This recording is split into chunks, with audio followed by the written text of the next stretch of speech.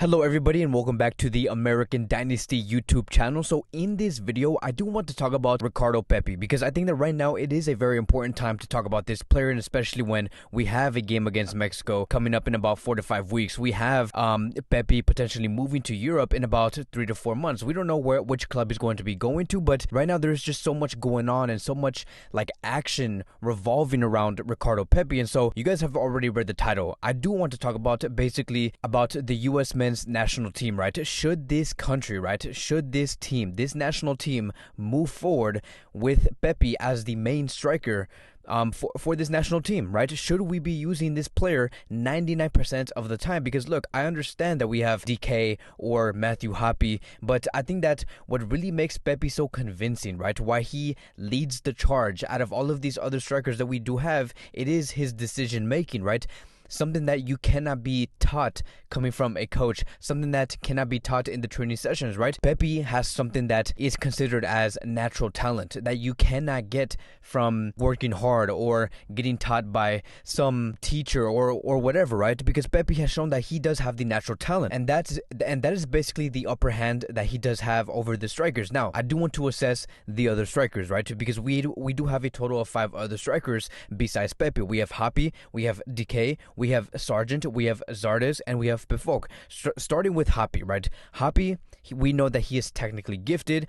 His passing is amazing. His dribbling is amazing. His goal presence, I would say, is not the best, which I believe is his biggest flaw. But overall, he is a very great striker. When it comes to DK, DK is a player that does have a very high goal presence. Like, we know this player could score. His physicality is 100%. His aerial duels are amazing. But I think that when it comes to DK, his technique and his dribbling is not the best, right? And when you know that this USA team needs a striker, like someone who is very technical, someone who can dribble and go on a 1v1, DK is not the answer. And so I think that is one of his weaknesses when it comes to his overall game. Moving on to Sargent. Sargent is another striker that's very technical. His passing is great. His work ethic is like 100% also. His build-up plays with the other players, the fact that he can do that is also a very big plus, but he is very inconsistent, right? So that is one of his weaknesses when it comes to his overall game. Moving on to Zardes, we know that Zardes is very good at pressing, always trying to regain the ball back within 8 to 5 seconds. His aerial duels are also great, but the one thing that I would say about Zardes is going to be this. Right now, he is heading towards his prime years. And right now, I think that right now, Zardes is heading towards his tapped potential. And right now, I just do not think that Zardes can hit that tap potential where it could be considered as world class. I just do not think that Zardes is capable to be one of the best strikers in Europe or in the U.S. men's national team. Like, yes, is he good in the MLS? Of course he is. Yes, does he provide value towards the U.S. men's national team? Of course. But when it comes to what this USA men's national team like needs, right? Zardes is not the answer, right? And I'm very sorry for the fans who like Zardes, but I just think that right now he is a great backup striker for the USA men's national team, and that is basically it because of his talent, his tap potential, the ceiling, right? When it comes to Pepi, Hoppe, DK, those 3 players have much higher ceilings compared to Zardes. And so I'm going to be ruling off Zardes for now. Moving on to Pefok. Now, this is going to be another player that is making a lot of noise in Europe. One of the biggest reasons on why Pefok is wildly known within the USA fan community, it is because of the goal that he scored against Manchester United. He scored the winner. And he has shown that he can also be a very strong poacher, so there is many qualities within this player. And when it comes to his hold-up play, when he wants to hold the ball and wait for the other strikers or wait for the other midfielders to get next to him and then they can build up a play, Pefok is really good at doing that. But here's the thing.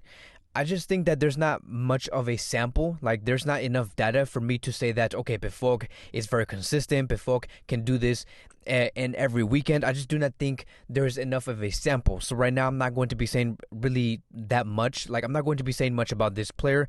He just hasn't been active enough. Like, if you were to ask me, do you know who Pefok was about 3 to 4 years ago? I would say no. And I think that he is barely just getting started. I think that he needs more games under his belt in order for us to have a better understanding on who Pefok actually is and how long and how consistent he really is in the game. But this is where I do want to bring in Ricardo Pepi, because when we talk about Ricardo Pepi, this is the main reason on why I do think that he is the real deal. Ricardo Pepi has all of these things that I have just mentioned. When it comes to the technicality, he has that. When it comes to the dribble, he has that. The passing, he has that. The aerial duels, he has that. The goal presence, he 100% has that. When it comes to him being a strong poacher or holding up play or pressing the opposition, he has all of these things. And most importantly, on top of this, right, on top of everything that I have just named, he has instinct for goal. Happy, DK, Sargent, Zardes, Befok do not have that instinct for goal like Pepi does. Because the one thing that we have been seeing coming from Ricardo Pepi is he can make goals coming from out of nothing, right? He continues to score these type of goals where we are always surprised and say, we're like, whoa, where did he get that from? Like, how did he score that? I never thought that he can score from that angle. Because look, Pepi can score basically with anything. He can score with his right foot, his left foot, his chest, his kneecap, his neck, his face. He can score with anything. As long as he has the ball in his possession, he will manage to score that goal for you. And that is what makes this player so special. That is why I did say in the beginning of this video that he has a talent that cannot be taught. He just simply has it with him. He has it that is so natural to him. And again, that is what makes him so special. And he has to be in that starting 11. I just do not see any other striker actually being there replacing Pepi. And here is another conversation that I do want to have.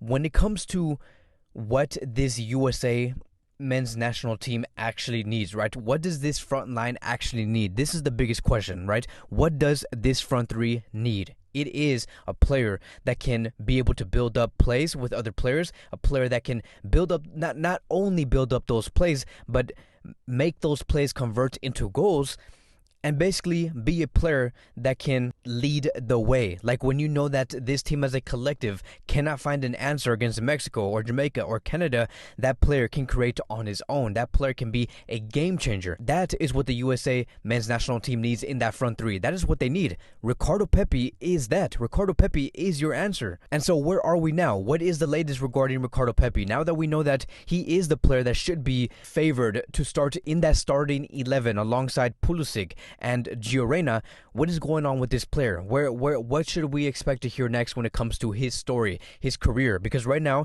he does have a total of 14 goals and 3 assists within the year of 2021 in the MLS, right? He is killing it. And then as of now, he has been linked with Wolfsburg.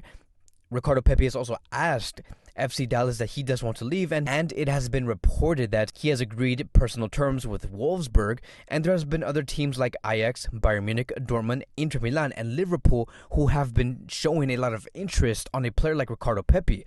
Now look, when it comes to Wolfsburg, right, I understand that there may be, right, I'm not saying that this is 100% true, but there may be, right, I understand that there may be a agreement in personal terms, but when it comes to Wolfsburg, I just do not see a lot of players actually being developed well within this club. Like historically, they have not had a good run when it comes to developing these youngsters, which is why I'm very hesitant on actually saying that, yes, Ricardo Pepi should be going to a team like Wolfsburg. Like, yes, do I think that he's going to be starting in that starting 11? Yes. But do I think that he's going to develop as a better player? No, because Wolfsburg, again, have a horrible track record when it comes to those things.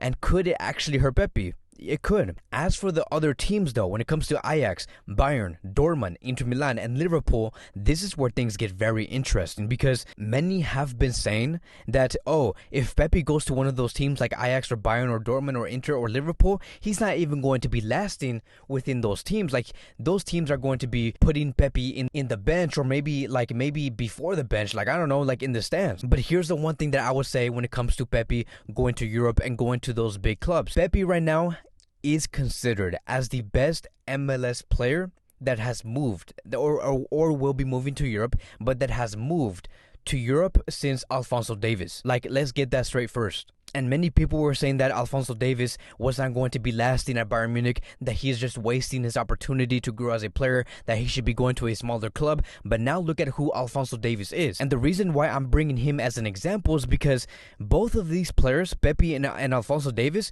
they're producing results and performances that cannot be taught from a coach. Like Alphonso Davies is talented. He is talented. The only reason why he is so good is because of what he knows, of what he already knew before he even went to Europe.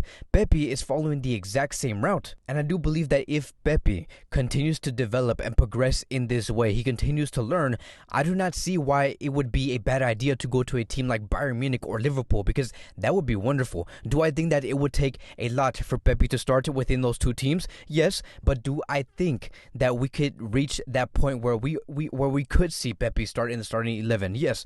There could be a point if he continues to work hard. And I think that when it comes to these big clubs, the worst case scenario for Pepi's future should be this, right? It should be this. Because I do not even want to talk about Wolfsburg, but it should be this. The worst case scenario for Pepi's future should be to either join Ajax or Dortmund. Best case scenario, Bayern Munich or Liverpool. Because look, worst case scenario, I want to see Ricardo Pepi develop as a player in a team like Dortmund or Ajax. These two teams right here, they are basically meant to develop great young talented players and then basically flip them for a bigger fee. Like they're probably going to, like if Dortmund and Ajax buy Pepi, they're probably going to buy him for about 14 to 12 million euros and maybe even flip this player if he does well, which is going to be the goal of Dortmund and Ajax, for maybe about 50 to 60 million euros. Imagine that. Imagine Pepi moving to a team like Bayern or Liverpool or Barcelona, wherever it may be, Real Madrid, in about 4 to 5 years after he has spent 4 to 5 years at Dortmund or Ajax. Imagine that. That would be amazing to see. And that is it, right? Worst case scenario, Ajax, Dortmund. Best case scenario, Bayern Munich or Liverpool. And I think that Pepi still has a lot to learn. Like, I'm not saying that Pepi is a world-class striker that could start in any team. I'm not saying that. I'm saying that this is a player that does want to learn. He is showing that he wants to learn, and he is already doing well for himself. Like, the only thing that he's going to have to improve once he goes to Europe is going to be this. He's going to have to execute and learn how to get out away from tougher situations. That is basically it. Like, he's going to have to adapt to moving the ball quicker, to finding those goals, but in tighter spaces. Those are going to be the obstacles that he's going to have to face in Europe. That is basically it. And I think that Pepi does have the capability to learn exactly that. But that is basically going to be wrapping up today's American Dynasty YouTube video. Thank you guys so much for watching. If you guys are new here, welcome to the channel. Please like, subscribe, comment, and I will see you guys in the next video.